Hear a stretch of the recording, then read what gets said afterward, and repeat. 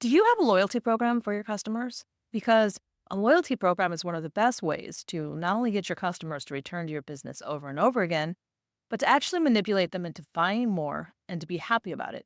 That's the reason why so many of these big businesses use loyalty programs in a variety of different ways so that they can keep their customers coming back.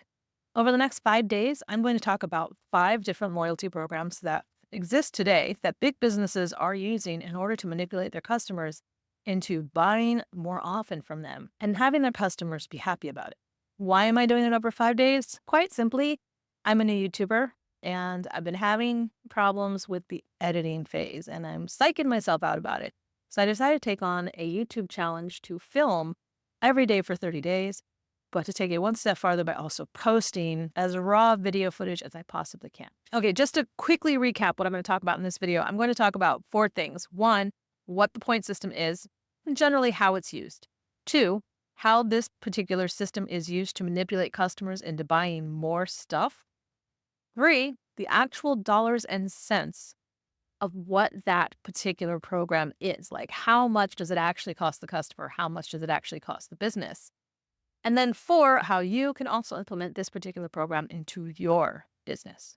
Make sense? Hi, everybody. My name is Erica Barton.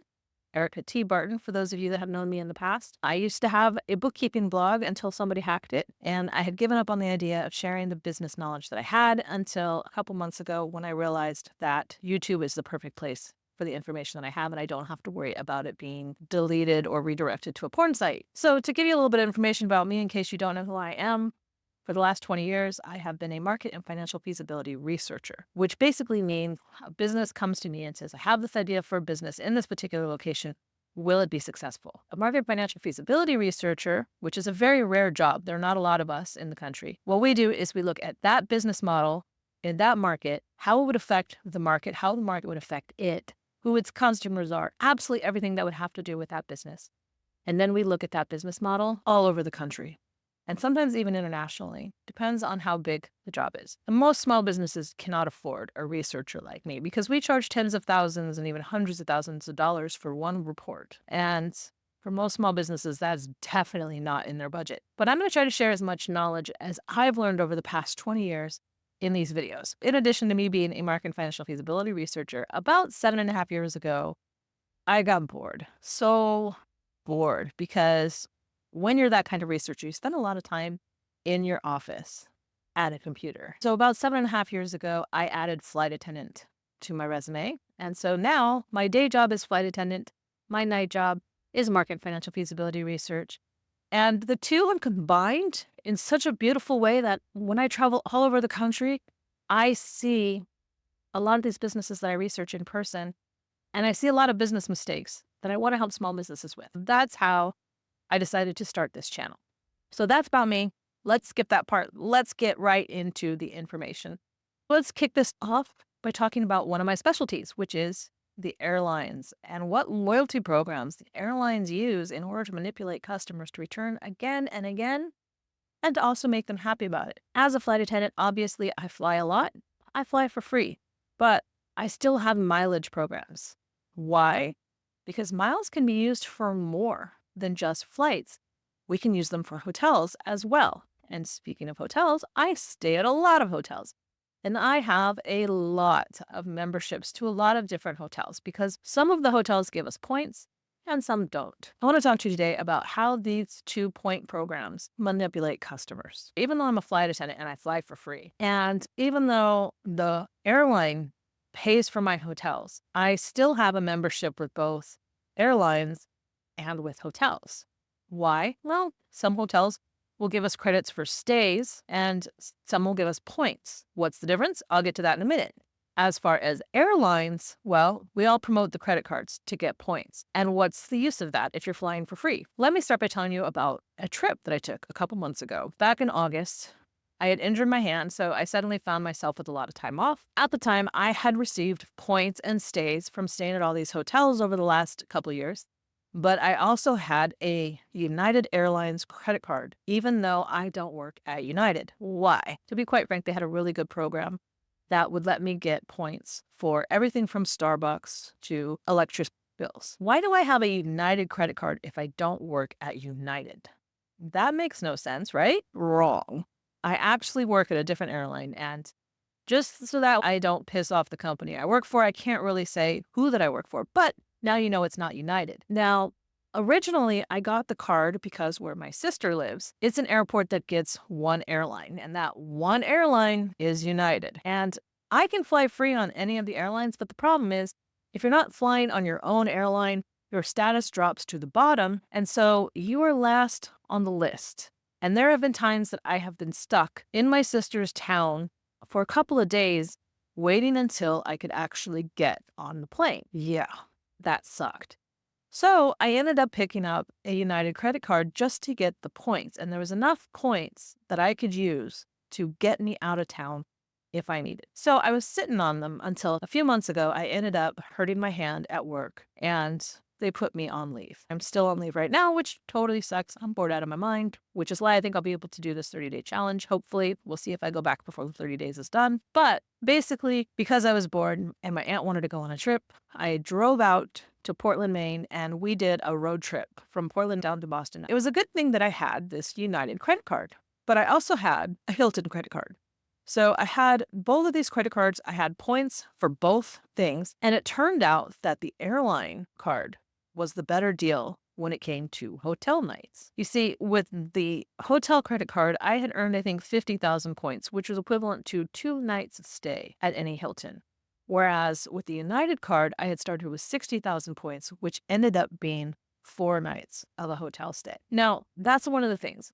A lot of these businesses will use miles and points with a credit card in order to get you to purchase over and over again. And they make money from every purchase that you make. So it helps supplement their income, which is why every airline pushes a credit card. But on top of that, it's the loyalty aspect of it. If you have 60,000 points with one airline and it's going to get you 2 round-trip tickets to anywhere within the US, you're probably going to use not only that card often, and every time you use it, they get a little piece of the pie, but you're going to want to fly with that company specifically. So it's a fantastic deal, right? For the customer, that's how they see it. Me, personally, I don't necessarily know that I see it as a good deal because over the years, I've seen a lot of mileage programs change.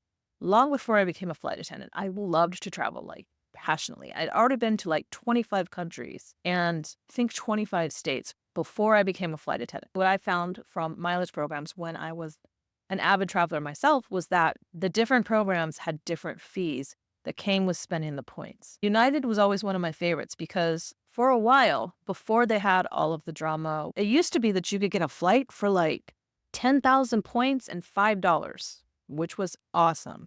And you could get points from You Promise, you could get points at the grocery store, you could get points everywhere. And as far as I know, United still has the best program system out of all of the airlines, which is one of the reasons why I use it.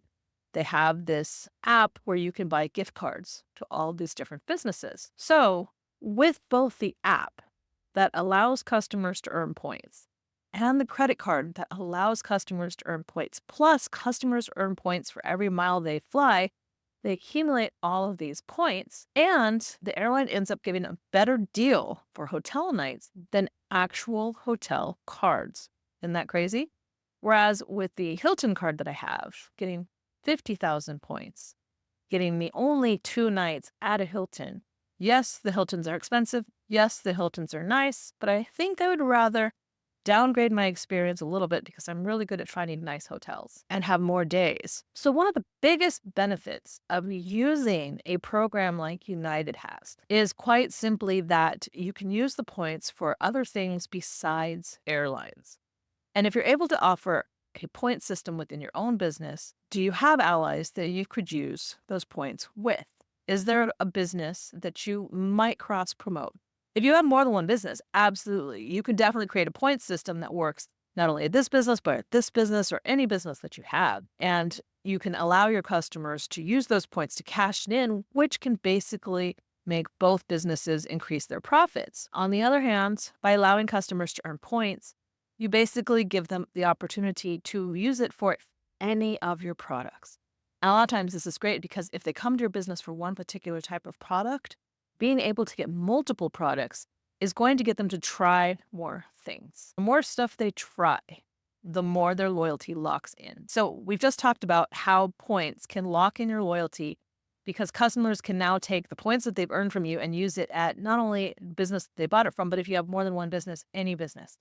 And that works in a lot of cases. A lot of businesses do that. The other part of these point systems that help make customers happy to buy again and again from them is the status symbol that they assign to these points and these miles and these hotel stays. They create names for the customers who spend more. It might be anything from gold, silver, platinum, key, concierge. They add these words and they add these little status symbols, and it makes the customers really happy because not only do they get extra bonuses when they earn different status, but it's going to make sure that they want to continue coming to you again and again. For example, with the hotel stays, a lot of times we don't get points when we stay at a hotel because we're not the one paying for the hotel, the company is.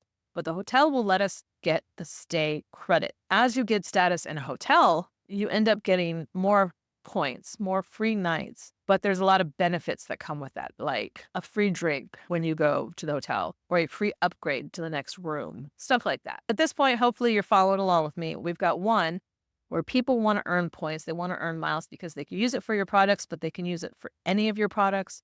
Or if you have more than one business, they could use it any of your businesses. Or if you have any allies, they can use it with your allies. The other thing is you can give them status. The more points they earn, the more status they get, the more free perks they get when they come into your business. And now, this third option that we're going to talk about is how can you use that to manipulate your customers into buying more? It's quite simple. The airlines and the hotels, they both regularly have sales to buy points and hotel night stays all the time. And in all honesty, if you've ever done the numbers, it's not a good deal. To buy the points, to buy the miles, to buy the hotel stays, they're usually not a good deal. I can't help but crunch the numbers. Most of the time, it's something like 1,000 points for $100. Now, if you're spending $1 for every coin, then that means you're basically buying $1,000 worth of stuff in order to get the free points or the free hotel stays or whatever. But a lot of times, sometimes the promo is now you're going to get 2 points for every dollar you spend. If you buy it in this category, or if you buy travel with United with their card, you get 10 points for every dollar. So then $100 at the airline would get you 1,000 points automatically for a ticket that you're already buying. But to go out of your way to spend $100 for 1,000 points, not necessarily a good deal. Even if they said $50 for 1,000 points. Why is that the case? Because you need 25,000 points for a hotel stay or 25,000 points for a flight, right? Which means you'd probably have to spend about anywhere from $1,250 to $2,500 to get enough points for a flight. Or let's say you're only 2,000 points away from a free flight. You've earned 23,000 points. Now you need 2,000 points. To get 2,000 points, you spread anywhere from $100 to $200, right? It's not too bad of a deal. Unless the flight would really only cost you about $200. Then you just threw your money away. So flipping that on the business aspect, if you're the business and you say, hey, you're 2,000 points away from this huge bonus, how about you spend $100 or $200 to get those points? And now you can go anywhere you want. There's a lot of people who say absolutely, and they do it because they don't do the math. The other little sneaky thing, the manipulative thing that a lot of these airlines do is they will also charge a fee to use those points.